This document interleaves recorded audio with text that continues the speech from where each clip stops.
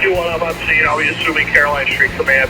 I got a 2.5-story wood-occupied multiple dwelling. I got heavy fire from the second floor, Charlie side.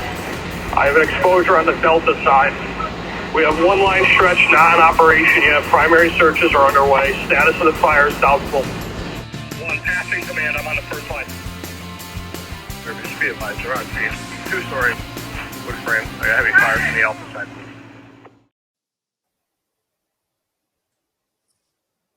Welcome back, fans of the Volley Chief. Exciting new episode coming to you today. We're continuing with our fire safety theme after Amelia rocked the house. We got a lot of compliments on Amelia's show, so that was very exciting. I have a longtime friend. I mean, God, I hate to say it, we go back to the 90s, so that kind of hurts on the show today. So he's Timm Willis. He's the Fire Marshal of Seymour, Connecticut. Seymour borders Derby. So I'm going to give Tim a minute to introduce himself, give us a little bit of his bio. So, Tim, the floor is yours. Well, thanks for having me to this prestigious podcast here. My name's Tim. I've known you, how long, Dave? At least 25 years. Probably longer, back when you were a little skinny kid. Yeah, at least. So I've known you years and years back from Volley Fire and EMS. I started volunteering in the late 90s, and I went to UNH, as a lot of kids around here who want to go in the fire service do. And then I started in the fire marshal's office part-time back in 2007. And then in 2009, I got hired full-time. I've been in the office for the past 15 years, and the past 5 of which I've been the fire marshal. So we're a small office, only 2 full-timers and a secretary, but we work well, and we work hand in hand with the fire department here in town. Even though we are separate entities, I mean, we're really one at the end of the day. Yeah, that's something that a lot of people don't understand, is that a lot of the communities around here, the fire marshal is actually like a separate division, if you will, from the city. They're not part of the fire department. So it is, like you said, there is everyone works well together. Probably the only time that you have any type of is budgeting, right? When the budget, Yeah. you're off doing your thing, they're off doing theirs. But Tim, just give us a little bit of information. About the fire department? Give us a little bit of information on... Yeah, about Seymour. So, well, first we got to talk about the town itself. We're an old mill town, like everyone else in the valley. We've been the town of Seymour since 1850, and the Seymour Fire Department actually started back in 1882.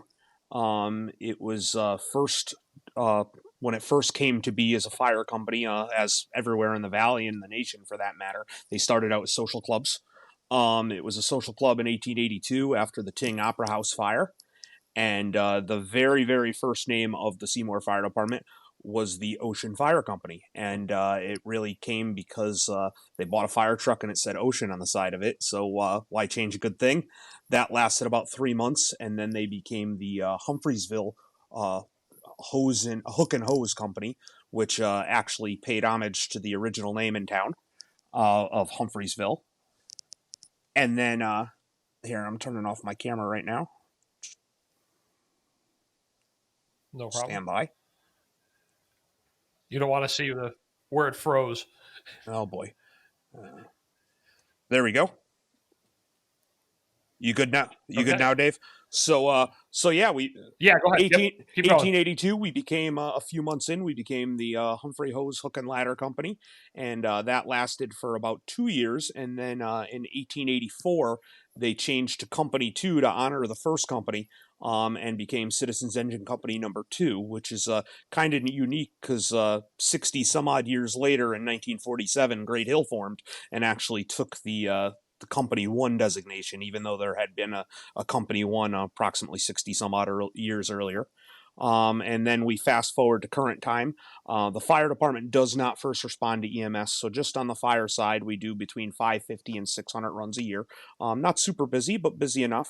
We have approximately 100 volunteers in town, and probably 60 that are fairly active. So we're pretty good on that. And much like the rest of the valley, for whatever reason, despite my best efforts, we tend to burn just like everywhere else around here. So we definitely have some unique situations, much like this area, compared to the rest of the state.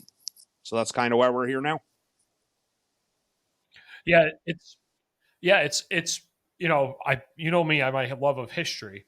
The Seymour, it was at one point, all part of Derby, and the Humphreysville name is because David Humphreys, he was George Washington's aide de camp, started a community. He was one of the first people to, build a mill, build the housing for it, and that was the forefront of Seymour. So it is. We always joke and say a lot of things go back to Derby, and in this case, this one does. It was like most of the valley at one point was part of Yeah, Derby. he brought his mill in here, and actually, Now, oh, sorry, go ahead.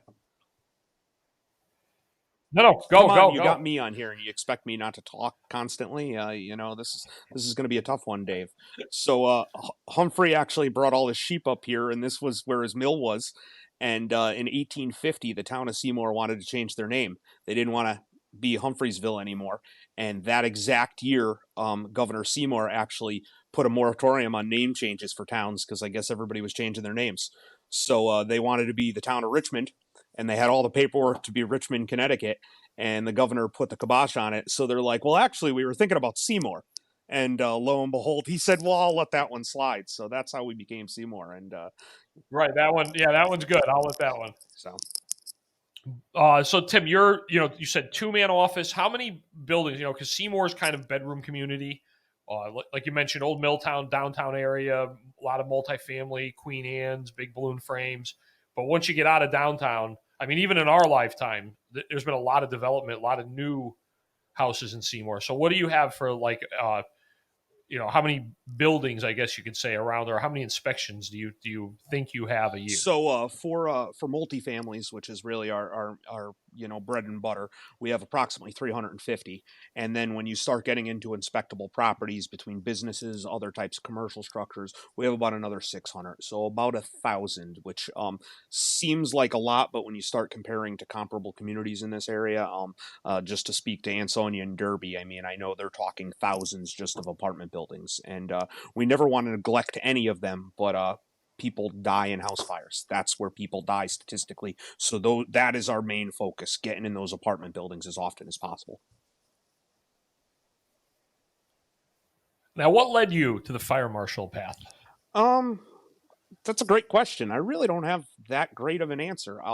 I can say a lot of it dates back to our fire marshal back in the 90s, Mike Driscoll, still a good friend of mine. I don't see him quite as much as I'd like to. He's down in Florida, but Mike was the fire marshal here. He started as actually a paid deputy back in the 80s under Bob Daines, and Mike was the fire marshal from 1990 to 2000. And I liked the investigation aspect of it. And it's kind of hard to do investigations in the smaller communities unless you're the fire marshal. So that's really what drew me into it. It's putting a puzzle back together. But when you talk fire investigations, unfortunately, it's like having a puzzle without all the pieces. So it's definitely a game changer.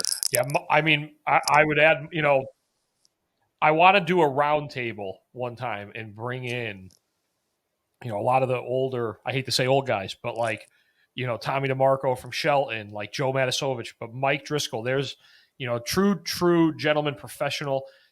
I would say influenced my fire service career because I was working in Seymour on the ambulance in the late 90s when he was the fire marshal, and, real good guy. I'm glad you brought his name up because, you think about all these people that throughout our careers, throughout the time that we've done this, that, maybe you've only interacted with them for a few years or a few months, but that you remember them and they guided you a lot. And I would definitely say that Mike, always growing up when we had fire in Seymour and we would get the camera assignment from Pa, it was go up there, find Mike Driscoll and tell him you need to take a picture. Yeah, I mean, your family history, having known you for so long, knowing that the Pa side of things, some of your photos came into play when we go back to the former fire marshals in this town, going back all the way into the '60s with Louis Andrews Sr. and with the Agellos, and even with Pete Wolf Sr. Really going back to our first fire marshal in the early '60s. So I'm sure Pa was there for most of the time taking photos at those, and back in the day when it was just if you didn't know, oh, it's electrical. Back the the very first beginnings of fire investigation. It was that's when it was. They used to call it an art, and unfortunately, we were our own worst enemies calling it that because it wasn't. It was science even back then. So that's really. I always equate it to, I said it earlier, that puzzle where you don't have all the pieces. And that's what I like doing, is putting that puzzle back together.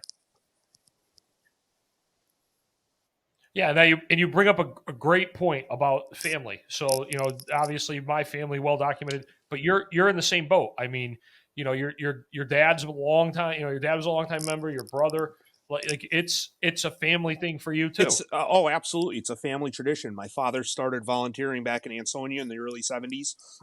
And I wish I had this really deep, meaningful story on why he started, but he worked just like a vast majority of the valley. He worked at Farrell's.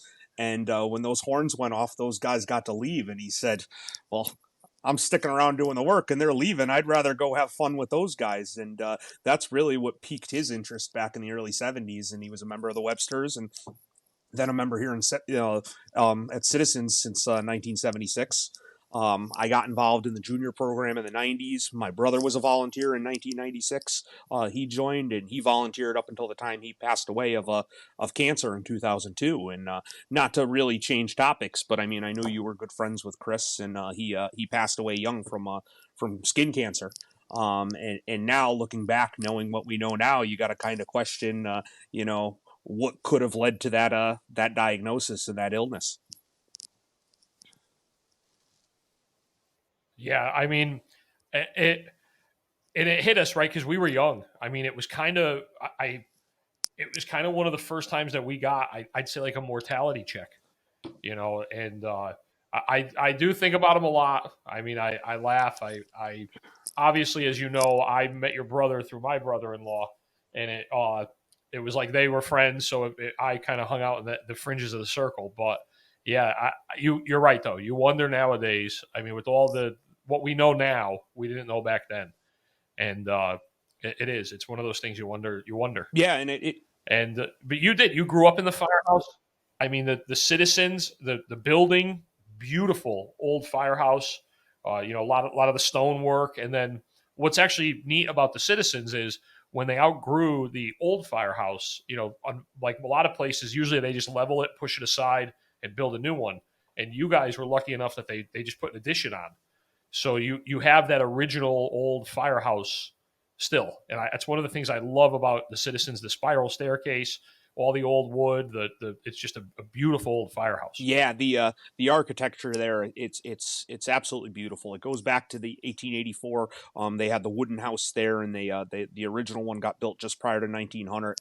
There was actually a lightning strike in the early 1900s with a fire. We have some great photos of the crack in the tower, and they managed to refurb it, rebuild it, stay in place. And I know a lot of this podcast focuses on the family and the tradition. And I really think that just having that history and going through there and seeing what it once was and being grateful enough to still be in that building, that they've maintained it. And I look now and I say that we've kind of outgrown everything. And one day we're probably going to have to move. And I hope it's not something that I see in my lifetime, but the memories are there. Yeah, and that's one of the things that I again, we love about the Valley, right? The tradition, the old. I mean, I no disrespect to the Citizens, but I still think the Eagles is the coolest firehouse in the Valley. Again, we're gonna have Anthony coming up soon, so that ought to be an interesting podcast. But I think that's probably. Would you agree? I mean, I know you got a little bit of favoritism, but I'm right there with you. I like the Eagles. I'm right there with you, Dave. I mean, it comes down to those two, and it's not to disrespect any of the other older houses in the Valley. There's kind of the hidden gem in the Fountains that everybody forgets about. That's another great older one, but I'm right there with you that the Eagles has that look and that history right there in it.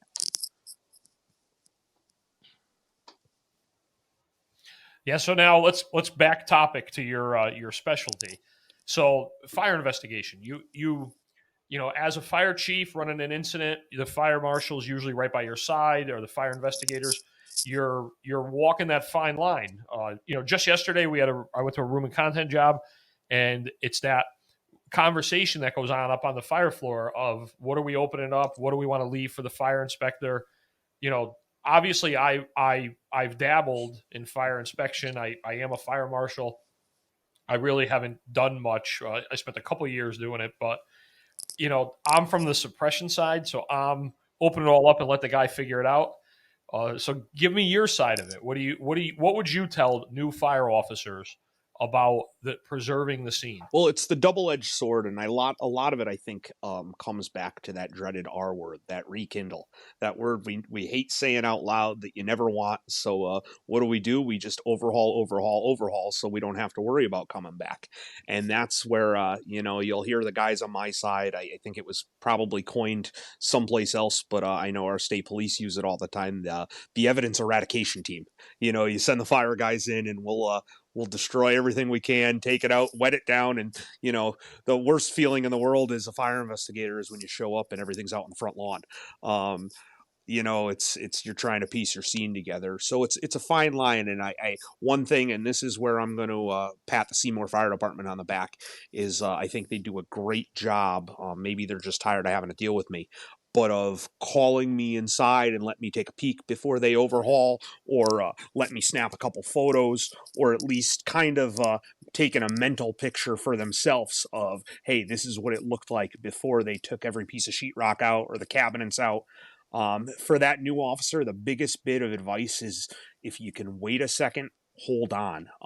In this day of property loss and insurance, most of the time, even a small room and contents fire is going to put somebody out of their house for quite some time, and there's going to be extensive overhaul. So at the end of the day, who cares if it takes another 5 minutes? Let it smolder, and let the fire marshal, the investigator, whoever it is, take a quick peek, see what's going on, maybe snap a couple photos, because the last thing you want is that little routine room and contents fire to turn out to be, an arson homicide investigation or something much greater that it didn't look like originally.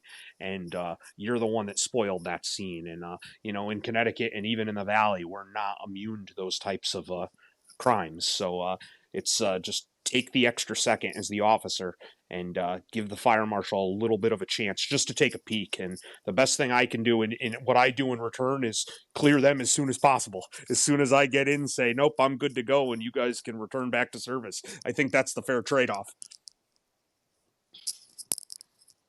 Yeah, because it is. It's like, and I've done that. There's been times where you're in the room, you knock the fire down, you're like, hey, the marshal's there. Advantages of smaller communities. A lot of times the marshal's in town. He responds a lot quicker. At work, you could wait 45 minutes for a marshal to get there. But usually, here, Derby, Ansonia, Seymour, Shelton, they're on the first alarm. So they're getting a good picture of what's going on. And I agree. It doesn't hurt to say, stop, let them come in here. Nowadays it's an iPad, it's your phone, you run in, you're not setting cameras up. You run in, snap a few pictures. Okay, go ahead. And I think that's probably the best trade-off. I appreciate the fact that you said, let him go, because I think, from personal experience in other places, there are some fire investigators that I think they enjoy keeping the fire companies there for a longer period of time for some reason. But I agree, it is a good trade-off, and it's a good time to stop. Let everyone stop for a sec, and we're not advocating, if it's still burning, if it's moving up a wall, obviously you got to put the fire out. But there is that few moments where you can let the fire inspector in, you can let the marshal in, let him take a few pictures, let him see the bed was here, the dresser was there, the heater was there. Okay, now we're going to get the bed out, we're going to get the dresser out. But he was able to look at it, and it's something we don't train a lot on. I always, when I was fire chief, I would bring in. You mentioned them earlier. We're fortunate in Connecticut. Our Connecticut State Police handle the state fire marshal side of things, and they're a tremendous group of guys. Paul Mayku, correct me, right? He heads the fire marshal unit. Paul is the acting sergeant of the unit. Yep. Oh, the acting commanding officer. I'm sorry, sergeant, yeah, acting commanding officer. Absolutely, incredible asset. Incredible investigator. I unfortunately had the pleasure of meeting him through Mitch and Steve, the Elmwood Ave fire in Bridgeport. He was heading that investigation, and he that's how I met him. And he had to interview all of us, and it was great because you didn't know, right? Like here we just had this horrific incident. We lost two of our guys. Now you got to sit down with the state cops, and you never felt like you were with a cop. You actually felt like you were with a fireman, and that's kind of what made us, rely on him and trust him, and tremendous asset. And those guys, I derailed there. I'm sorry, but they do a good job of helping, and they're probably one of the few. And Tim, you've dealt with them a lot. They're probably one of the few public safety agencies that are very highly regarded and have zero ego. Yeah. All egos are checked at the door, especially in that unit. Believe it or not, in Connecticut, we only have a small little group of men and women there that cover the entire state, and not that we're this monstrous state, but just yesterday there was a fatal fire I saw on the news in Glastonbury, so we're not immune to it. I think the statistics that I've seen just in January alone, we're on the 29th today, and I think we're up to 11 or 12 fatalities, with a couple of those being multi-fatalities, unfortunately. So the guys and girls are fantastic. They check their egos at the door, and they're some of the best in the world. I mean, there's a reason that our training seminars and things like that get people from all over the country, because we're providing some of the best training, and we have some of the best investigators out there. So. Right, and that's a great point, the training, because they in Connecticut, they'll come, provide you with training. It's a great drill opportunity. Reach out to your local, fire marshal, your local fire investigator, and say to them, "Hey, can you, do a class on how not to disturb the scene, how not to destroy the evidence?"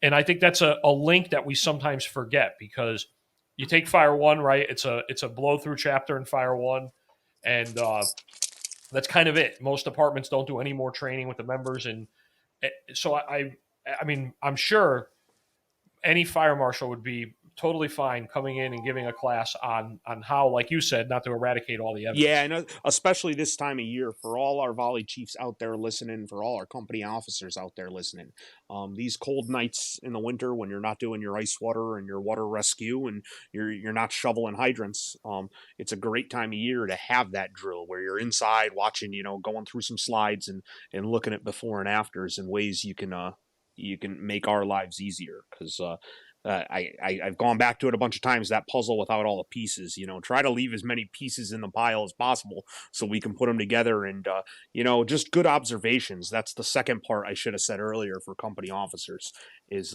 if something doesn't seem right, it's probably not right. I mean, we're a bunch of dumb firemen, right? We look around and see what we see, and then just move on from there. So I think in my experience, firemen are really, really good at recognizing that there's something wrong. They're really, really good at saying, "Hey, this isn't right." We're really, really bad at passing that information along to someone that can do something with it. You wouldn't believe how many times I've done fire investigations where, something's come to light 6 hours later, 8 hours later, or 3 days later.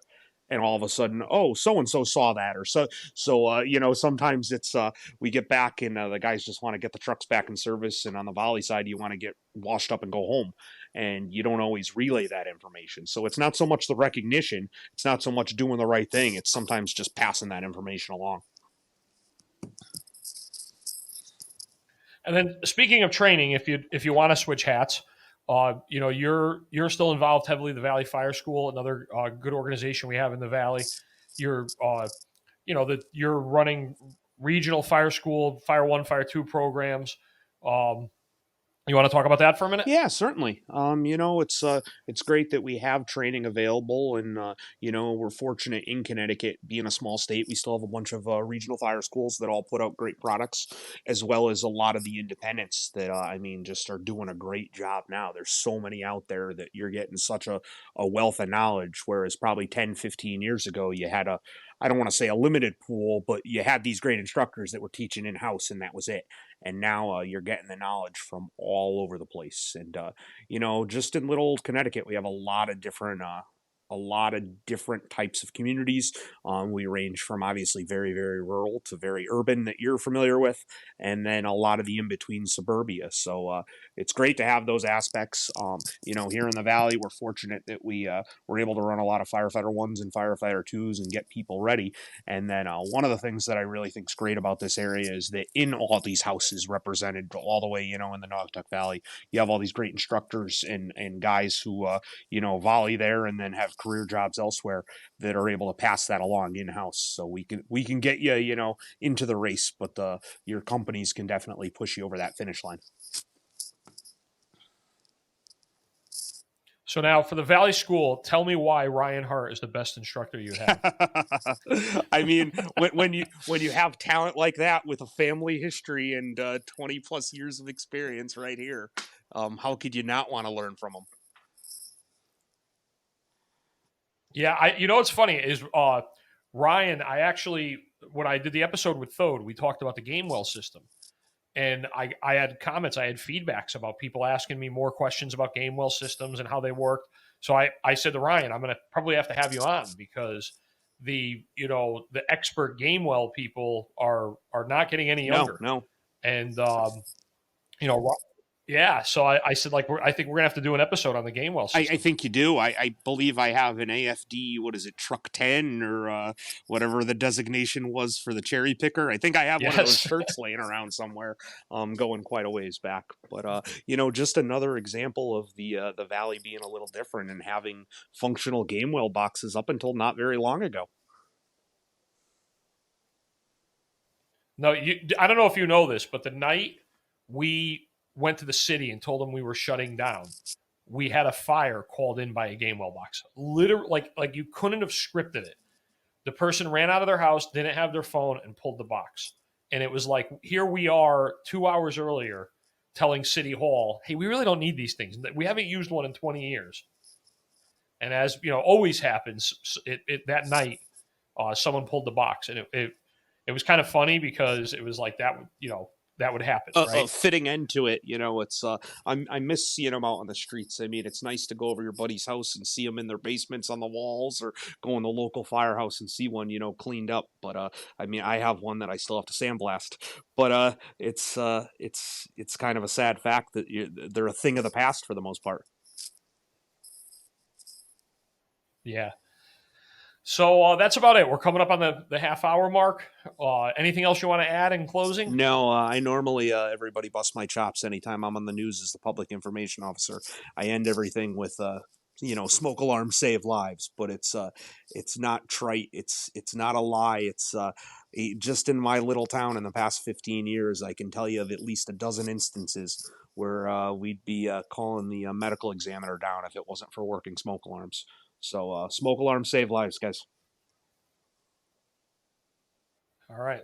So this is Timm Willis, the Fire Marshal of Seymour, Connecticut. Thanks, Tim. And as always, I'm sure I'll see you soon somewhere out there. Thank you, everyone, for listening. This is David Lenart, the Volley Chief. We'll be posting this. It'll be posted tomorrow, so you'll hear it on Tuesday. And as always, like and subscribe. Follow us on Facebook and Instagram at the Volley Chief. We now have a YouTube channel. It's the Volley Chief, and we posted our first YouTube video of Buddy's basement dwelling episode last week. So this will be up there too. And Tim, thank you again. Have a great night, everyone. Thanks, Dave.